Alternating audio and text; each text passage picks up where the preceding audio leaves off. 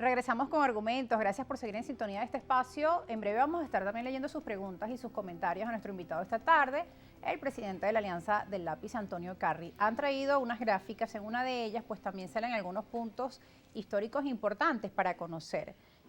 Y nos quedamos en el tema del fraude del laudo arbitral de París en 1899. Fíjate, aquí hay un tema importantísimo, Rosa, que es cuando España reconoce a Venezuela en 1845, porque no solamente es la batalla de Carabobo, las batallas externas, pero hay un reconocimiento oficial de España a Venezuela. En ese tratado de reconocimiento de España a Venezuela incluye el territorio Esequibo. Es decir, España certifica que dice, estos territorios, me estoy desprendiendo de estos territorios que pertenecían a la corona y ahora pertenecen a Venezuela, a la República de Venezuela. Eso lo dice especialmente la certificación y el acuerdo entre la reina Isabel II y el gobierno de Venezuela. Ahora, ¿qué es lo que ocurre? A partir de 1850 comienzan a descubrirse minas de oro en el Esequibo. Y entonces ahí es cuando el Imperio Británico comienza a decir, vamos a meternos en este paisito. Entonces ahí es donde ellos comienzan a tener incursiones e invasiones a territorio venezolano. Y eso es muy importante decirlo, porque siempre Guyana y anteriormente el Imperio Británico siempre ha tenido el interés de invadirnos el Esequibo y parte importante del Estado Bolívar y el Estado del Tamacuro. Y está registrado así en la historia. Eso está registrado en la historia. Estamos certificando además hechos que han sido además valorados por los historiadores más importantes. Sí. Ahora, se da entonces por solicitud del presidente de los Estados Unidos, del presidente Cleveland, él promueve la creación de un laudo arbitral. ¿Por qué? Porque Inglaterra, el Imperio Británico, dice yo voy a invadir esos territorios.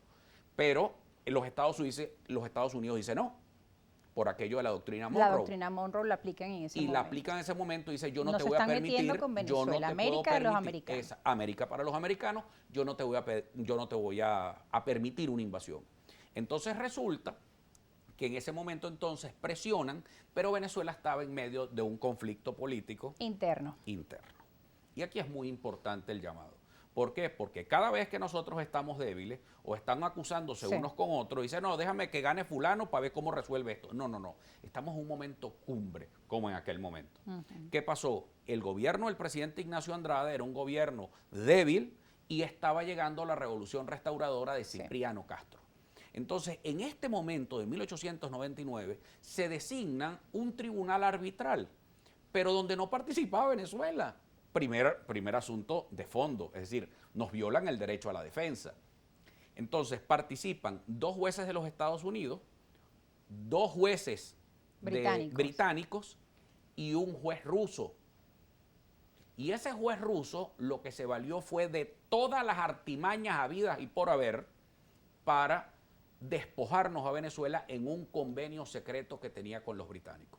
Pero eso no lo estoy inventando yo. Además los británicos obviamente actuaron en favor de ellos, pues. Bueno, pero pues ellos lo que querían era invadir su territorio, punto. Que de hecho los periódicos en ese momento lo registraban así, que los jueces pues no actuaron de una forma pegada al derecho internacional, pero para nada. Pero no solamente eso, es que hay un testimonio de uno de los abogados de los Estados Unidos, del doctor Prevost, que habla, pero especialmente y literalmente del fraude ahí ocurrido. Es decir, ahí hay un fraude procesal, hay un fraude por corrupción y hay una serie de cosas. Entonces, ¿qué ocurre? Ese laudo siempre lo denuncia Venezuela y lo denunciaron todos los presidentes de Venezuela. Pero en el año 1962, el canciller Marco Falcón Briceño se presenta ante el secretario general de las Naciones Unidas y dice, mire, pero es que estos territorios no le pertenecen a Guyana y nosotros vamos a ocupar nuestros territorios. Entonces, en ese momento, por presión internacional, etcétera, se firma el Acuerdo de Ginebra en 1966 entre el gobierno de Venezuela, cuyo canciller ya era Iribarren Borges, y el gobierno británico y el recién inaugurado gobierno de la República Cooperativa de Guyana. Entonces ahí se firma el Acuerdo de Ginebra. Y ese Acuerdo de Ginebra decía, aquí hay un territorio en disputa. Ahora, y eso es un tratado, eso no es un tratado que se firmó en una bodega, que no se firmó en una esquina, que no se firmó en un bar echándose palos, no, no, no, eso es en las Naciones Unidas. Entonces resulta ser, pero que otra vez con el criterio de invasión, otra vez con el criterio del caribeo y otra vez con el criterio del choreo. ¿En dónde viene? Guyana otra vez a hacer de la suya. Entonces resulta que violando el Acuerdo de Ginebra, los señores licitan sobre territorios que estaban en disputa según ellos mismos firmados. Claro. O sea, ellos firmaron que esos territorios no eran de ellos. En que plena violación de este acuerdo. Y entonces resulta que licitan, como que si yo me meto y pongo un anuncio diciendo alquilo tu casa en San Bernardino. Sí, pero bueno, te alquilo tu habitación. Sí, alquilo una habitación de tu casa. Pero bueno, y señores, ¿cómo va a alquilar usted la habitación de mi casa? Usted está loco. Pero lo increíble de esto es la irresponsabilidad de las empresas petroleras. Porque una cosa es el que quiere, una cosa es el que da el garrote y otro el que lo da. Claro, ¿qué hay detrás, no? Las empresas, detrás de esto? ¿Quiénes están? ¿Cuáles países? Porque déjame decirte, ¿quiénes son los aliados? Caben acciones penales de Venezuela también contra los firmantes de esas licitaciones, porque las están haciendo en contravención a los intereses venezolanos. Y eso es una cosa muy grave, y eso no puede ser de la boca para afuera nada más. Y ahora, ¿tiene Venezuela los recursos para poder realizar estas demandas? Pues los tenemos, y los tenemos que hacer, y los que tenemos que ejercer, y punto. Eso no hay mucho tenemos la argumentación suficiente, bueno, y debemos pues también y tenemos que ejercer todas las acciones posibles. Ahora, ¿qué pasa con esto? Estos señores, que estos contratos son nulos, porque me vas a decir que la ExxonMobil va a firmar unos contratos, una consultoría jurídica de una transnacional, va a firmar un contrato con un país sobre unos terrenos o sobre un mar que está en disputa por la Corte Internacional de Justicia, porque llevado por la propia Guyana. Claro. Porque Guyana viola el Acuerdo de Ginebra tratando de dar estas concesiones, pero vuelve a violar el Acuerdo de Ginebra llevando este asunto a la Corte Internacional de Justicia. Entonces la violación es doble. Pero la Corte Internacional de Justicia dice, somos competentes. Sí, somos competentes.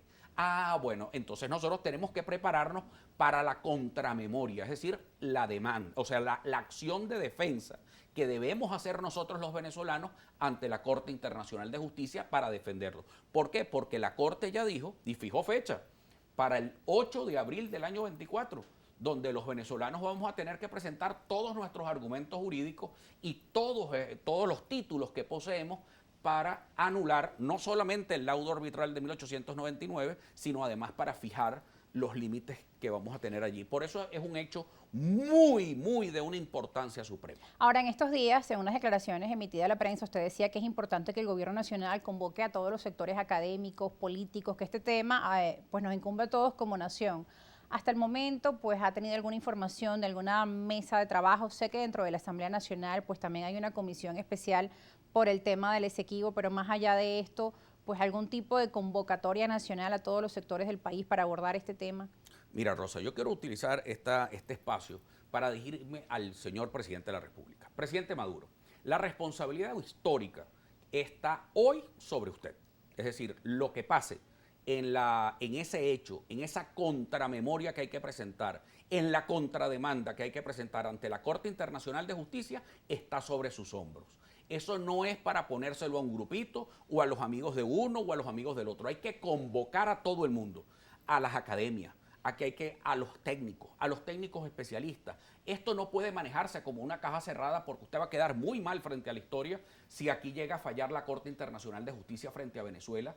¿Por qué? Porque si nadie sabe, esto tiene que ser muy transparente, claro, muy abierto, en foros donde la gente participe. Y esto es muy importante. El presidente de la República, como jefe de Estado, yo lo haría así.